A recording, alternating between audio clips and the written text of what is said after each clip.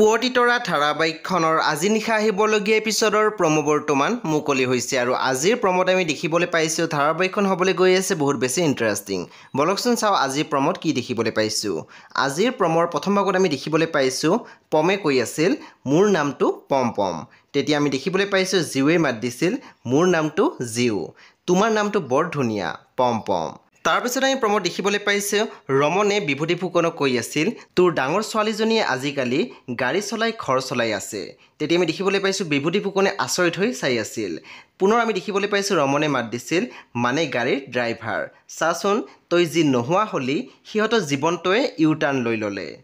তাৰপিছত আমি প্ৰমোদ দেখিবলৈ পাইছোঁ অনুক মাকে কৈ আছিল তোক মই দুদিন সময় দিছোঁ, নিজৰ মহানতাক আঁতৰাই ৰাখি পুনৰাই কথাবোৰ ভাবিছা, হয় এইখন ঘৰত মই থাকিম নহ'লে তাই।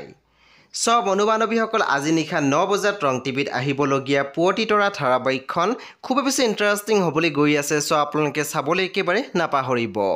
পৰৱৰ্তী আপডেটৰ বাবে আপোনালোকে আমাৰ চেনেলটো ছাবস্ক্ৰাইব কৰি কাষত থকা বেল আইকনো টিপি দিবলৈ একেবাৰে নাপাহৰিব।